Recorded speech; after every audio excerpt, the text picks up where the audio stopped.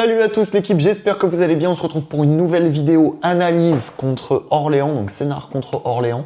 Pour aujourd'hui, j'ai envie de parler un petit peu de déplacement et de replacement pour du simple et pour du double. Et j'ai envie aussi de vous donner un petit peu des conseils pour progresser sur ces sujets-là, donc à l'entraînement, comment vous donner des petits exercices et tout ça. Juste avant que la vidéo démarre, je vous rappelle qu'il y a les stages qu'on organise en France, que ce soit à Mormant, donc là pour le prochain, ça sera en février ou alors en avril.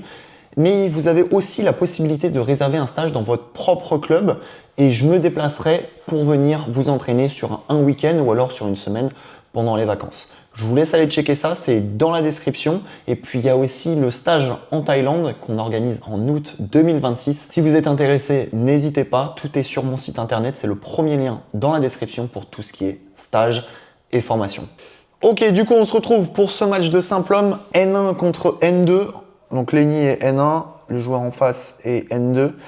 Alors là, ce qu'il faut regarder pour aujourd'hui, je vais analyser un petit peu les déplacements, notamment au fond de cours, où vous allez voir que en fonction de la situation, comme là par exemple, où vous avez du temps, eh bien vous allez devoir vous grandir et mettre de l'angle. Qu'est-ce que j'entends par là? Tout simplement, à partir du moment où l'adversaire vous met beaucoup de hauteur, beaucoup de volume, vous avez le temps d'aller chercher le volant, eh bien il va falloir se grandir, soit avec un petit saut, soit avec une petite élévation pour pouvoir mettre un maximum d'angle dans votre volant. L'angle, ça veut dire descendre le volant correctement avec une trajectoire qui rase la bande du filet évidemment, mais surtout bien descendante et proche des lignes sur les côtés si possible. Donc ça, c'est vraiment le plus important quand vous avez du temps, puisque c'est vraiment là où vous pouvez faire la différence. À partir du moment où vous êtes tout le temps dans le retard, vous sentez dans le retard, vous dites ouais ok, j'ai du mal à jouer, je suis tout le temps en retard, j'arrive pas à me déplacer. En fait, c'est parce que vous arrivez mal à analyser la situation par rapport au volant adverse et aussi évidemment il va falloir s'entraîner sur de l'explosivité, sur de la vitesse, sur de la technique de déplacement pour pouvoir aller plus vite et pour pouvoir évidemment mieux se déplacer. Mais au-delà de ça, par rapport à la situation, quand vous voyez que vous êtes souvent dans le retard, on parle là uniquement côté coup droit. Côté coup droit, vous allez devoir faire une fente sur l'extérieur, poser le pied, rester bas sur les jambes, libérer le coude et là, dans ce cas, taper. Quand vous êtes dans le retard, je parle. Quand vous êtes en avance, plusieurs options. Côté coup droit, soit vous venez faire un saut pivot, si vraiment vous êtes en avance comme ça, voilà, mais il faut faire une frappe descendante impactante. C'est-à-dire une frappe où l'adversaire n'a pas trop le choix que d'envoyer vers l'avant. Donc c'est-à-dire un smash ou vraiment un reverse slice rapide, un dégagement offensif où vous venez tôt au filet.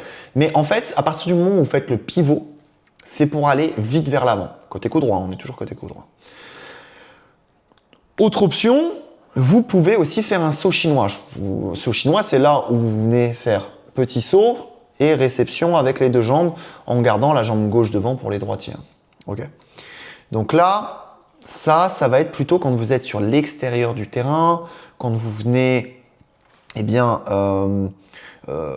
intercepter aussi le volant est un peu moins haut, vous pouvez faire saut chinois. Donc ça, c'est 3 principes de déplacement côté coup droit. Évidemment, tout ça, ça va impacter des replacements. Les replacements, si vous regardez, donc on va essayer d'en analyser un côté coup droit. On va attendre juste qu'il tape et puis après je parlerai côté revers. Donc là, évidemment, il y a des fautes. Si vous regardez, côté coup droit, voilà, là il est dans le retard, il vient faire une fente et il garde sa jambe gauche devant quand il se replace. Il attend la frappe adverse pour taper et pour évidemment se replacer dans le rythme du jeu. Donc vraiment, quand vous êtes dans le retard, vous posez le pied, vous contrôlez, vous gardez votre jambe gauche devant en vous replaçant en même temps que vous frappez. Et dès que l'adversaire tape, voilà, là, pam, là dans ce cas vous faites votre reprise d'appui. Mais pas avant. Sinon vous allez vous faire avoir en contre-pied, vous allez vous prendre des feintes, des fixations, deuxième intention, et vous allez voir vos jambes ça va faire de la danse, donc c'est pas le but.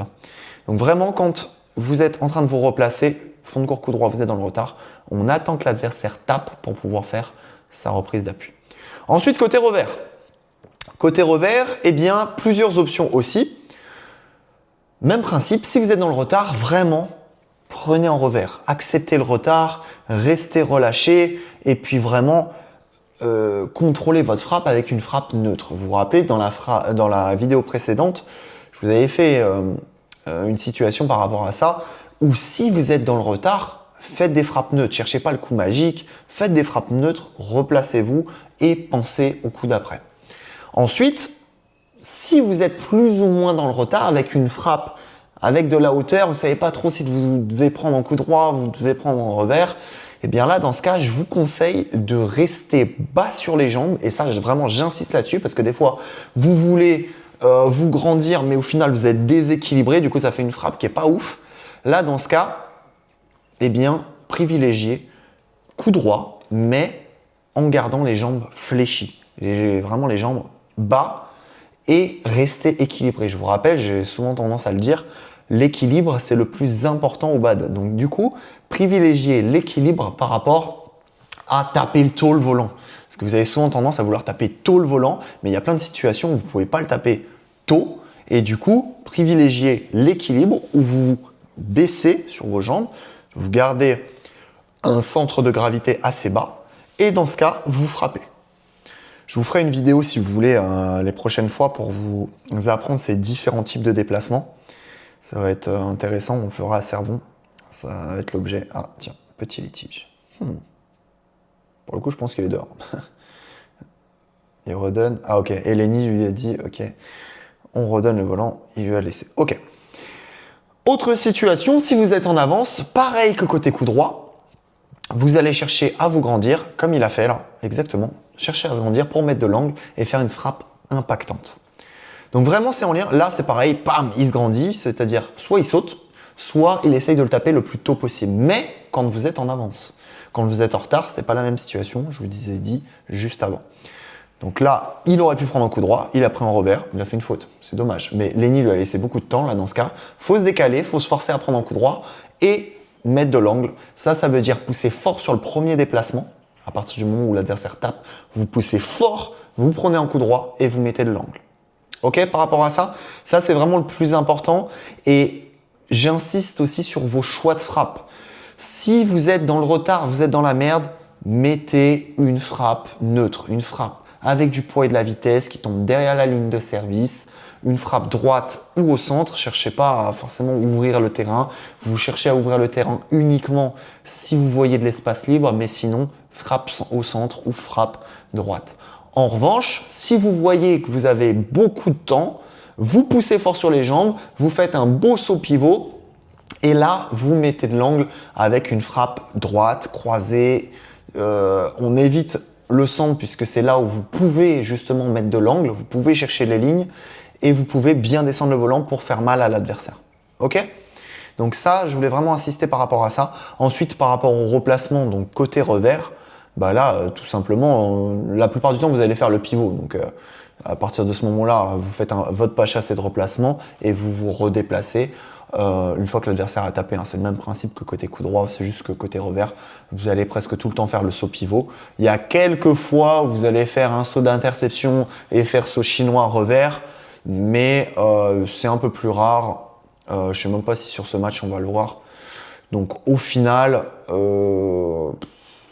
privilégiez déjà les 3 types de déplacements que je vous ai dit juste avant, maîtrisez-les et ensuite, s'il y a des situations d'interception côté revers, ce qui va plutôt se passer en double, moins en simple, bien dans ce cas-là, faites-le, mais ça va être plutôt des situations d'interception où vous passez de coup droit à revers avec une frappe mi-hauteur. Là, dans ce cas, vous allez plutôt faire saut chinois, mais c'est assez rare. Ok ? Donc, je voulais voir par rapport à ça, coup droit et revers. Ensuite, filet, c'est un petit peu différentes écoles. C'est-à-dire qu'il y a des gens qui vont se déplacer en pas chassé, d'autres qui vont se déplacer en pas croisé, d'autres qui vont se déplacer en faisant jambe gauche, jambe droite. Dans tous les cas, partez du principe qu'il n'y a pas une méthode universelle, il y a plein d'excellents joueurs. Et de toute façon, prenez comme référence à chaque fois les top players. Donc vous prenez Viti Tsarn, Axel Sen, ça peut être des filles aussi, hein. Intanon, ça peut être Han Se-young, ça peut être plein de... Choisissez votre modèle et vous regardez comment cette personne se déplace. Et ensuite, par rapport à ça, vous choisissez votre déplacement, mais aussi qui est adapté par rapport à votre style de jeu, à votre façon de vous déplacer, à vous aussi, à votre physique. C'est très important ça. Parce que des fois, on veut se déplacer, mais on n'a pas toujours les qualités physiques de ces joueurs-là. Donc du coup, choisissez la méthode qui marche le plus par rapport à vous. Si vous vous déplacez le plus rapidement possible en faisant pas chasser, faites-le. Si c'est en pas croisé, faites-le. Mais dans tous les cas, le but premier, c'est d'aller le plus rapidement au volant. Donc après, côté coup droit, côté revers, on va surtout faire jambe gauche, jambe droite, où vous allez d'abord, une fois que vous avez fait votre prise d'appui, mettre votre jambe gauche devant, puis ensuite passer votre jambe droite. Côté revers, on va surtout faire pas chassé ou pas croisé, mais en gardant cette jambe droite devant, sauf ceux qui font légèrement le petit pas couru d'abord, et ensuite la jambe droite pour finaliser et faire une belle fente. Voilà. Par rapport au replacement, quand vous êtes au filet, très important, une fois que vous avez fait votre replacement au filet, ça va surtout dépendre de votre frappe. C'est-à-dire, si vous venez faire un contre-amorti, vous gardez votre jambe côté raquette devant, c'est-à-dire, si vous êtes jambe droite, je fais un contre-amorti, je garde ma jambe droite devant en faisant un pas chassé arrière. Okay. Si en revanche, vous faites un lob, là, dans ce cas, plusieurs options. Soit vous venez reprendre un petit appui légèrement si vous avez fait une grosse fente et ensuite vous repassez votre jambe droite derrière et ensuite vous faites votre reprise d'appui en gardant les jambes parallèles puisque la trajectoire la plus dangereuse ça va être un smash. Soit il y en a qui la font en 2 temps ou en 4 temps en fonction de la situation. Ils vont faire une petite fente, ils reculent la jambe droite, ils font reprise d'appui. S'ils font une petite fente, si vous voyez que vous avez fait une grosse fente, vous pouvez même faire 1, 2, 3 et 4 reprises d'appui. Dans tous les cas, vous venez reculer votre jambe.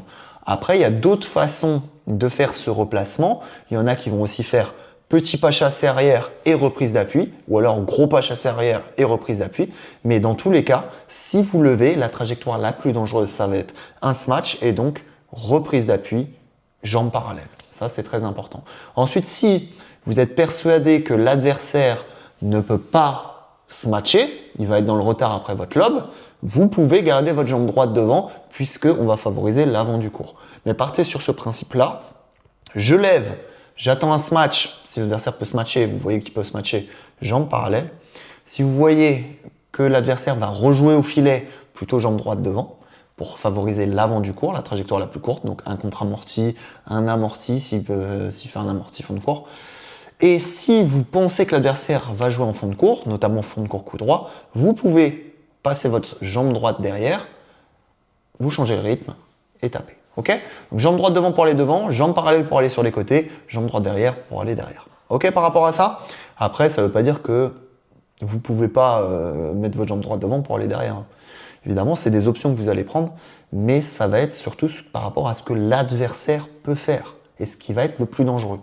Ok, par rapport à ce replacement-là, dans tous les cas, la prochaine vidéo que je ferai, ça va être une analyse sur tous ces déplacements, replacements que j'imagerai sur le terrain directement pour vous expliquer tout ça. Ok, donc du coup, on passe sur le deuxième match. Alors, ça va être un match de double homme. Donc, ça va être N1, N2 contre, je ne sais plus les classements en face, peut-être N2, R4 ou N3, R4. C'est un classement comme ça, mais c'est en dessous sur le papier en termes de classement. Donc, à voir ce que ça donne. Donc, Dinesh et Lucas en face. Ça, c'était une grosse option. Donc, vous avez vu, hein, rien à voir les déplacements. En termes de déplacement, replacement, options pour le double en général, hein, double homme, double dame, double mixte, ça va être totalement différent. C'est-à-dire que, par rapport au simple, vous allez sur vos déplacements, parce que des fois, en fait, il y a des joueurs qui vont s'entraîner qu'en double. Sur les entraînements de double, après je vous donnerai des petits exercices que vous pouvez faire aussi dans vos clubs, vous allez surtout axer vos déplacements sur mi-court filet, mi-court fond de cours, mais vous n'allez pas faire forcément filet fond de cours ou fond de cours filet, puisque ça va être plutôt des trajectoires de simple, et en double, vous avez un partenaire. Donc soit quand vous êtes en fond de cours, vous allez avoir un partenaire devant, donc là, dans ce cas, il va falloir faire fond de cours, mi-cours, ou alors fond de cours, side-side, mais vous n'allez pas faire des grands déplacements, en fait. Ça va être des plus petits déplacements, mais avec beaucoup plus de rapidité, avec beaucoup plus d'enchaînement pour arriver tôt à mi-court, puisque vous avez du mal à taper et courir au filet, en fait. Vous ne voyez pas ça en double. Si vous regardez un petit peu là le match, eh bien, à partir du moment où vous êtes au filet, vous allez plutôt axer sur pam filet. Je reste au filet. Je reste au filet, je prends ma zone, par contre je la prends à fond. Là, regardez, Lucas, il vient de taper, il reste en fond de corps. Il tape et après il enchaîne. Après, plusieurs options. Soit vous décidez de taper pour que ça revienne sur vous, par rapport au placement de votre partenaire. Si vous voyez que votre partenaire reste bien au milieu, vous êtes vraiment ici, vous tapez droit, ça va souvent revenir tendu ici et dans ce cas, il faut avancer. Si en revanche, vous décidez de taper par rapport à votre partenaire, pour que ça revienne sur votre partenaire, ce que je vous conseille, eh bien là, dans ce cas, pareil, vous allez faire en sorte de taper pour que ça revienne devant sur votre partenaire. Donc s'il est plutôt axé, si votre partenaire est plutôt devant vous, vous allez chercher des trajectoires vraiment fort couloir pour que ça revienne droit. Si vous voyez qu'il est un petit peu plus recentré, votre partenaire, privilégiez des frappes bien descendantes au centre pour que ça revienne, pour que ça repasse par le centre. Si vous voyez que votre partenaire est vraiment plus axé croisé, vous pouvez chercher des trajectoires croisées ou alors des trajectoires un petit peu plus au centre, sauf si vous décidez que vous voulez que ça revienne sur vous. Dans tous les cas, on axe sur tous les déplacements, fond de cours, mi-cours, filet, filet, mi-cours, fond de cours. Mais on passe pas sur des grandes diagonales comme en simple. Ok, par rapport à ça. Donc ça veut dire que quand vous vous entraînez, vous êtes dans vos clubs, si vous voulez axer des entraînements de double, il y a plusieurs options. Soit vous allez axer la défense, mais défense de double. Dans ce cas, ça va être sur votre demi-terrain où vous cherchez des défenses tendues, des défenses courtes, des défenses longues. Soit vous cherchez à travailler sur des enchaînements fond de cours, mi-cours, avec donc les réponses des défenses tendues, des défenses longues. Soit vous cherchez à faire des enchaînements mi-cours filet, avec du drive, des enchaînements filet main haute, parce que du coup main basse, ça va être surtout défense, avancer dans ses défenses, venir chercher tôt. Mais vous avez aussi du travail mi-cours, donc des interceptions, enchaînement avec du drive, tout ce travail-là. Ou alors des enchaînements plutôt mi-cours, fond de cours, où là vous cherchez à driver. Si ça relève, on enchaîne. Vous cherchez à bloquer. Si ça relève, pareil, on vient chercher à taper, mais tous ces enchaînements-là pour du double. Ok ? Sur du mix, c'est pareil. Vous pouvez avoir un petit peu des zones à travailler qui vont être très intéressantes à mi-cours. Vous cherchez à contrôler. On vous met la pression, donc les deux personnes, vous pouvez faire du 2 contre 1. Les deux personnes vont chercher à accentuer la pression à mi-cours. Vous cherchez à contrôler des belles zones au filet, comme si vous étiez en mixte, ou en double dame, ou en double homme. Vous cherchez des bonnes zones pour mettre bien son partenaire. Donc des beaux blocs avec du poids, avec de la vitesse. Cherchez à casser un petit peu le rythme, ou au contraire à mettre du rythme par rapport à vos forces et à vos faiblesses. Mais vous voyez que c'est vraiment différent du simple. Alors là, regardez un petit peu, j'ai envie de vous montrer maintenant sur le terrain ce que ça donne, tout ce que je vous dis. Alors regardez un joueur et regardez ses enchaînements, ses déplacements. Donc là, ça lève, ils sont en défense, il va enchaîner, une fois qu'il a défendu, à taper vers l'avant. Donc il défend tendu, il va chercher le fil. Prenez ça comme référence, allez toujours chercher l'avant du cours pour gagner la bataille et aller prendre l'attaque. Ok ? Donc là, petite mésentente, ça lève, on part en défense, côté-côté, on reste patient, on se décale, on ne peut pas reprendre l'attaque, du coup on reste patient, et ça c'est très intéressant. Là, Dinesh, il a voulu prendre une option, il serre, il prend une option coup droit, malheureusement il l'a loupé, ça arrive, dans tous les cas c'est pas grave. Hop. Vous avez vu là le joueur en face, il a enchaîné, il a fait son interception, pam, il enchaîne sur des déplacements au filet. Mi-court filet, ce qu'on disait tout à l'heure, des enchaînements comme ça. Dans tous les cas, partez du principe qu'il faut taper, enchaîner, taper, enchaîner, taper, enchaîner. Ça, c'est vraiment le plus important. Ne restez pas statique, même si vous ne touchez pas le volant. C'est-à-dire que des fois, j'en vois, ok, c'est le partenaire qui joue. Je me bouge plus. Ben non. Même si vous ne touchez pas le volant en double, vous devez prendre des options, vous devez couvrir une zone, vous devez bouger. Et ça, c'est le plus important. Parce que sinon, vous êtes à l'arrêt, vous devez repartir, il n'y a pas d'option, vous jouez à l'instinct et ça ne va pas du tout. Ok, donc vraiment, vous tapez, vous enchaînez. Et si mon partenaire tape et enchaîne, moi, je dois suivre avec une option pour que si ça revienne sur moi, bien, puis je puisse enchaîner aussi. Hein. Ok. Donc là, regardez, ça part aussi du filet. Donc là, des enchaînements, hop. Donc là, ils se sont parlé avant. Lucas, il s'est dit, ok, je serre, je prends toi à gauche, toi tu prends toi à droite. Ça peut marcher aussi. Donc là, après, ça a loupé l'option, hein, mais ça arrive. Donc là, hop, il descend, il défend en simple. Ça tape au centre. C'est patient, on perd l'attaque, on reste patient en fond de cours, on fait bouger le bloc offensif avec des lobes et des défenses longues, des grandes cloches. Ils attaquent, on fait bouger. Malheureusement, on aurait pu reprendre l'attaque. Qu'est-ce qui s'est passé? Ah, let, ok. Donc là, ça lève, on a l'attaque. Qu'est-ce qu'il fait Dinesh? Il se retourne, d'accord. Smash gagnant, ok. Donc là, c'est out, ok. Service court, on perd l'attaque, on est en défense. Après, au niveau des attaques, vous avez vu, là, dès qu'il a défendu, pam, il part prendre le fil pour pouvoir reprendre l'attaque. Si ça rejoue au filet, il vient taper, soit pour finir, soit pour trouver une belle zone. Si ça relève, c'est à Lucas de prendre le relais derrière et on gagne l'attaque comme ça. Donc vraiment, ça c'est très important quand vous êtes en défense, pardon. Vous avez fait la différence où vous cherchez à vraiment mettre de l'impact sur votre défense. Vous voyez que celui de devant, il peut pas finir. Ça va être celui de derrière qui va le prendre. Là, dans ce cas, vraiment avancer et chercher des bonnes zones pour pouvoir enchaîner et reprendre l'attaque, très important. Défense longue, on garde l'attaque, on va chercher les zones, ça c'est très intéressant. Des zones à mi-court là, vous avez vu Lucas, dès qu'il arrive ici, là, il y a le filet qui est vraiment ici.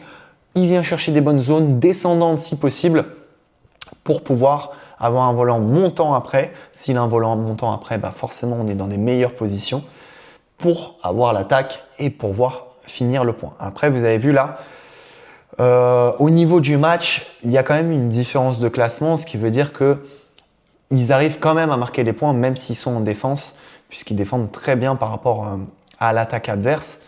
Oui, oh la vache, c'était beau ça. Et du coup, c'est pas forcément en ayant tout le temps l'attaque qu'ils vont marquer les points à chaque fois.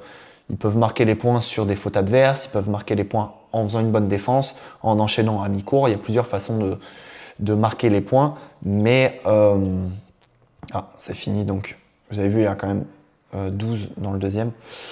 Il y a plusieurs façons de marquer les points, mais sur des niveaux à peu près équivalents, on va toujours chercher à prendre l'attaque parce que ça va être la plupart du temps la façon de marquer les points pour du double, pour du simple, pour du mix, pour tout. Ok.